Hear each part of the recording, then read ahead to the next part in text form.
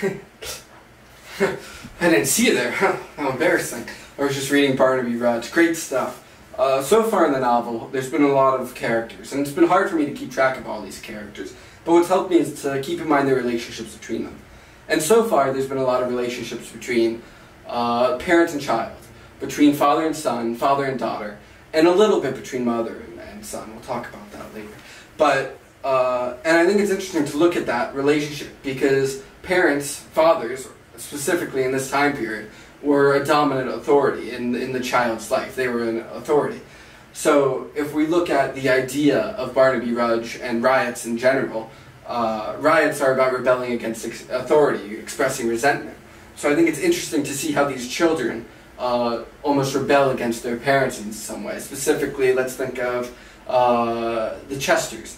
Ned is rebelling against his father by going with this girl that his father has beef with.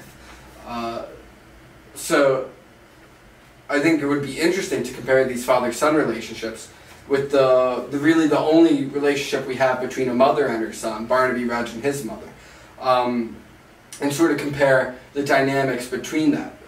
If we look at that, Barnaby has a much better relationship with his mother than most of the sons have with their father.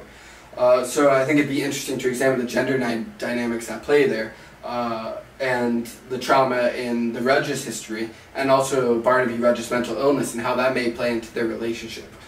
And if we're talking about this idea of authority, and how authority plays out in Barnaby Rudge in particular, in the later parts of the novel especially, there will be a lot of authority trying to manipulate, putting out false information sometimes, or stirring resentment, stirring the fires of resentment among the masses to cause these riots.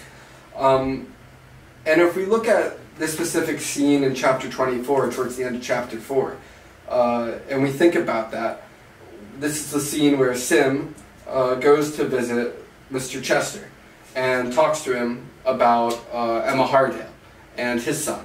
And he does this because he's interested in Emma himself, right? He wants to make sure that, in the same way that Mr. Chester does, that the relationship between Ned and Emma is broken up because he wants a chance with Emma himself. So he goes to Mr. Chester to sort of manipulate, to sort of get his way, to sort of put information out there that'll change events so it can go his way. And if we look at that with the riot idea in mind and how authority may do that later in the novel, I think you could draw some very interesting comparisons there, especially if we look at the different class distinctions between these two characters and how the class distinctions may play out later in the novel, and specifically with this idea of manipulation for the riots. So with that, I'll wish you happy reading and have fun.